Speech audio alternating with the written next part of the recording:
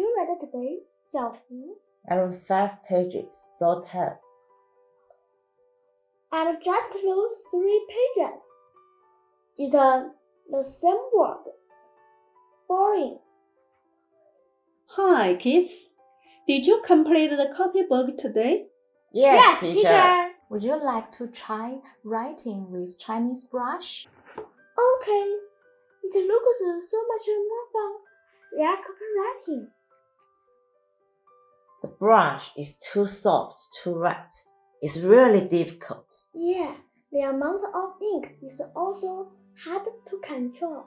Children, writing calligraphy couldn't be hasty. It can exercise your patience. Only calm down to immerse in it. We could practice it well. Come on, I'll lead you to write. Take it easy. Why do we write sharp? It looks simple, but every stroke contains great wisdom of Chinese calligraphy. There is an old saying in China that the character is the person. If the character is beautifully written, it will make a good impression. We will definitely practice well. Hello, everyone. Welcome to the class. In the last section, we talked about the beauty of Chinese characters. Today, we will focus on the important expression of the beauty of Chinese characters, calligraphy. Hello, everyone. To meet the need for recorded information and ideas, as the art of writing, calligraphy with unique forms originated and developed from China. Hello, everyone. Hello, Professor Jiang, Professor Qiu. Yes, through the medium of form, way of handling the brush, presentation, and style, calligraphy as a work of art conveys the moral integrity, character, emotions, aesthetic feelings, and culture of the artist to readers, and then affecting them by the power of appeal and the joy of beauty. By controlling the concentration of ink, the thickness and the absorptivity of the paper, and the flexibility of the brush, the artist is free to produce an infinite variety of styles and forms. What is worth mentioning? Chinese calligraphy is different from Western art. Diffusing ink blots and dry brush strokes were viewed as a natural, impromptu expression rather than a forward. Thus, Chinese calligraphy is an art unique to Chinese cultures. In Chinese culture, calligraphy symbolizes the beauty of human and the beauty of the universe. Professor Qiu, Chinese calligraphy has become an important art. It is closely related to Chinese culture, isn't it? Yes, in China, Taoism is the root of all concrete things, which is expressed through all things, but not exhausted by concrete things. Calligraphy is a reflection of nature, but not the shape of nature, but the image of nature. According to Taoism, the universe is full of qi, and the most consistent with the universe of qi is the art of line. The flow of lines in calligraphy is like the popularity of qi between heaven and earth. The popularity of qi makes things, and the flow of line makes character. The paper is white. The characters are black. That's yin and yang. White paper is origin. The black characters is end. Origin and end create each other. White paper is emptiness. The blank characters are substantiality. Emptiness and substantiality give rise to each other. We can understand it as the universe is a big calligraphy, and calligraphy is a small universe. In a word, Chinese calligraphy has formed a unique art world from Chinese characters, writing tools, and cultural source. Yes, regarded as the most abstract and sublime form of art in Chinese culture, calligraphy is often thought to be the most revealing character of one's personality. Just as the saying goes, the style is a man. Exactly. It is said that during the imperial era, calligraphy was used as the important criterion for selection of executives to the imperial court. Qing, Qi, Shu, and Hua are the four basic skills and disciplines of the Chinese literature. That's right. Unlike other visual art techniques, calligraphy demanding careful planning and confident execution, like the skills required for an administrator, executive, where one has to conform to the defined structure of characters, the expression can be extremely creative. Brush calligraphy is not only loved and practiced by Chinese, it is widely practiced and revered in the East Asia civilizations that use Chinese characters. These include China, Japan, Korea, and to a lesser extent, Vietnam. Many Japanese schools still have the tradition of having a contest of writing big characters during the beginning of a new school year. In Korea, the government officials were required to excel in calligraphy. When visiting China, some Western scholars have developed a strong interest and love for the unique beauty of Chinese calligraphy. At first, they felt that every character was written like a beautiful flower, and with calligraphy as an opportunity, they began to know more about Chinese culture.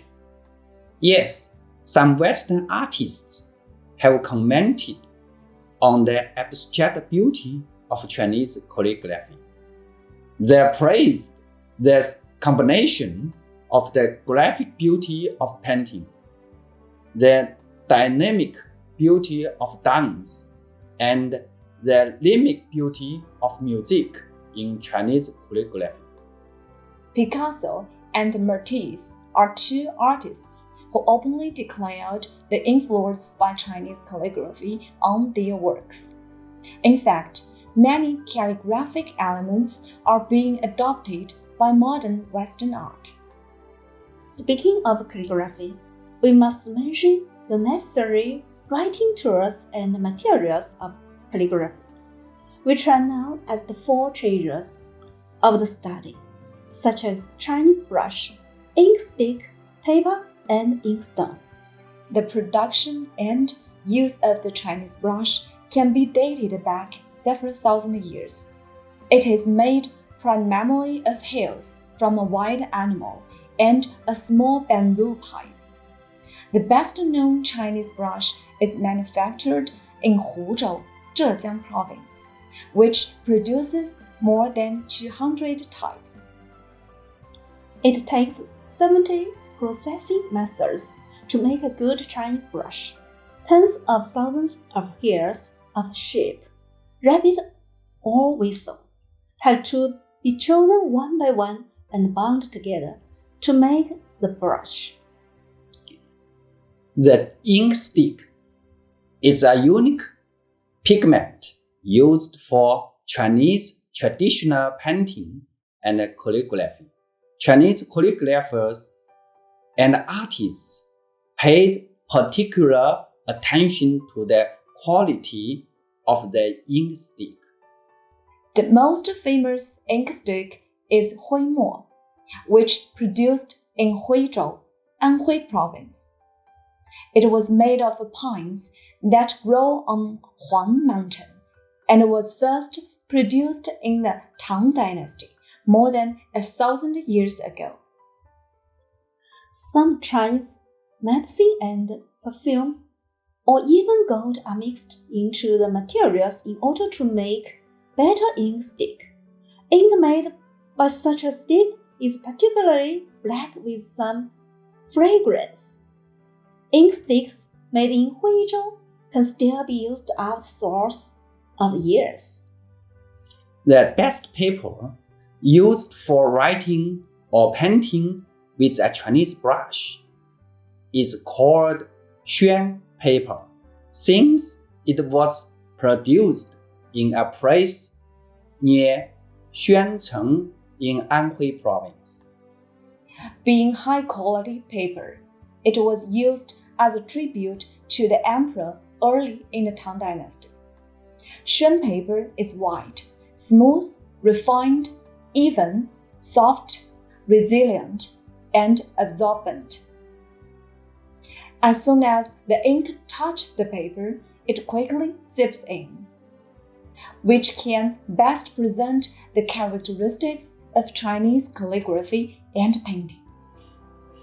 As Xuan paper can be preserved for a long time without decay or change of color, and is insect-proof. Many ancient calligraphic works and traditional Chinese paintings have been preserved intact for several hundred years or even 1,000 years. The ink stone is used for grinding the ink stick in order to make ink.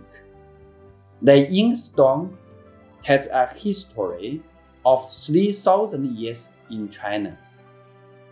Clean water is needed to grind the ink stick, which must be balanced in the hand during the grinding or rubbing process.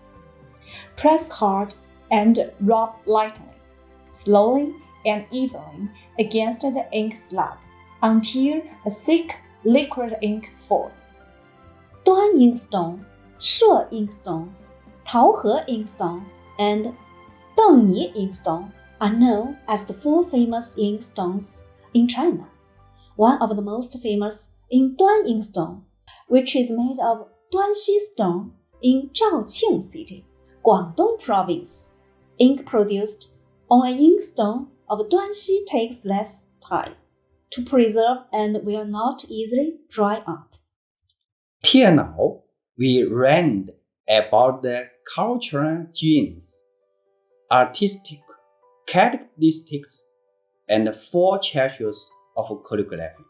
Next, we will have a deeper understanding of the evolution and development of calligraphy through the representative calligraphers and classics of different periods. Okay, in the inscriptions of Yin and Shang dynasties, there is a whole paragraph. In addition to the unique secret significance of ancient times, one of the remarkable features that makes Chinese characters be the calligraphy art is that it engraves every character and arranges the layout of the whole composition in a beautiful way. The same horizontal and vertical. In a character, between characters, there are differences. The flow of characters and the arrangement of lines are all in tandem. But strictly speaking, calligraphy as an art appeared in the late Han, Wei, and Jin dynasties. Before the Han Dynasty, the inscriptions on bronze and stone were just the generative of calligraphy. At that time, the calligraphy style was the inscriptions on bronze and small steel script. Han Dynasty is a mature period of calligraphy. At this stage, the official script took shape, and the regular script, the cursive hand, and the rounding hand also came into being. Exactly. The bamboo slips, stone steles, and seals of the Han Dynasty were mostly made of the official script. Some of them are strong and steady in writing and win by their clumsiness. Some are square and firm. Some change freely and fly like dragons, which fully shows the artistic characteristics of the official script of Han Dynasty. Calligraphers are represented by Cai Yong and Chao Xie. I think the changes in writing did not take place overnight. Several transitional styles and mixed scripts appeared in the chaotic post-Han period, but these transformations eventually lead to established forms for brush strokes and characters. That's right. Calligraphy, in a way, Jin and the southern and northern dynasties, is a stage of connecting the preceding and the following. In that period, a large number of excellent works and great calligraphers, such as Zhong Yao, Wang Xizhi, and his son Wang Xianzhi, his nephew Wang Xun, were appeared. Zhong Yao learned from Cai Yong and Cao Xi. He also learned from many calligraphers and finally completed the finalization of the regular script. Wang Xizhi was honored as the saint of calligraphy. Li Sizhen Tang Dynasty called the cursive script of Wang Xizhi's is a mixture of cursive and running script, such as the wind out of the sleeve, the moon coming into their arms. Sui and Tang dynasties were the peak of calligraphy. Because of the advocacy of the ruling class, calligraphy was listed as calligraphy course and was designated as a learning subject in the school.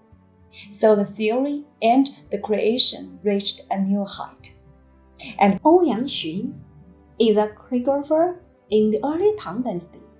His regular script is regarded as the best. His writing methods and structure have a serious program. The way he writes is tightly introverted, rigid, and indelible. Calligraphers in later Tang Dynasty included Zhang Xu, Yan Zhenqing, and Liu Gongquan. Zhang Xu is famous for the cursive script. Yan Zhenqing used the style of the seal script and the official script in the cursive script. He made the horizontal lines in the regular script thinner and made the dots, left falling strokes, right falling strokes, and vertical strokes fatter, which is called Yan style in the world. Liu Gongquan and Yan Zhenqing were called Yan Liu. He deliberately avoided the fatness of vertical and horizontal paintings. He wrote horizontal and vertical strokes, uniform and thin, and wrote the dot-like lines. He created the original Liu style, which is known as Yan Fei Liu Shou. Yan style is fat, Liu style is thin in the world. In Song Dynasty, the tradition of engraving model book copies became popular. It is a good way to preserve the works of ancient masters. But calligraphy was not prosperous. It is hard to find the true meaning because of the distortion, which limits the innovation of calligraphy in Song Dynasty.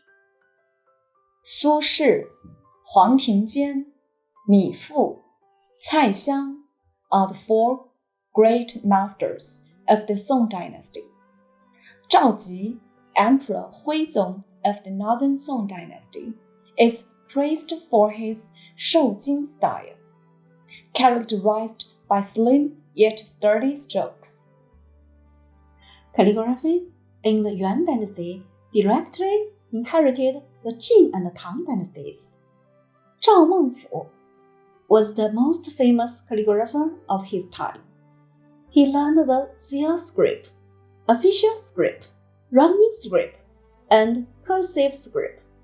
Through thinking, he produced flexibility and became a great calligrapher who combined the advantages of calligraphy of Tang and Jin dynasties. Together with Yan Zhenqing, Liu Gongquan, and Ouyang Xun, Zhao Mengfu was known as the foremaster of regular script and monopolized the calligraphy circle of the Yuan dynasty. In the Ming dynasty, the calligraphy achievement was gradually declining, and the characters were stiff and neat, and lacked of spirit. That is so-called Taige style. There were many calligraphers in the Qing dynasty, such as Zheng Banqiao, Jin Nong, Kang Youwei, and so on. After years of hard working, these calligraphers in Chinese history formed different characters and genres, which made the art of Chinese calligraphy reach a very high level. So far, we've experienced the beauty of calligraphy in the time tenor. Yes, to the artist, calligraphy is a mental exercise that coordinates the mind and the body to choose the best styling to express oneself. It is one of the most relaxing and highly disciplined exercise for one's physical health and spiritual cultivation. Calligraphy works can be seen everywhere in our life. How to appreciate it better? Practicing calligraphy is one of the best ways to settle our minds and soften our moods. The course today is just open a door to world of calligraphy. I hope that in the future you can pay more attention to beauty of calligraphy in your daily life in order to improve your aesthetic ability. That's all for today. Thanks for watching. See you See next you time. next time.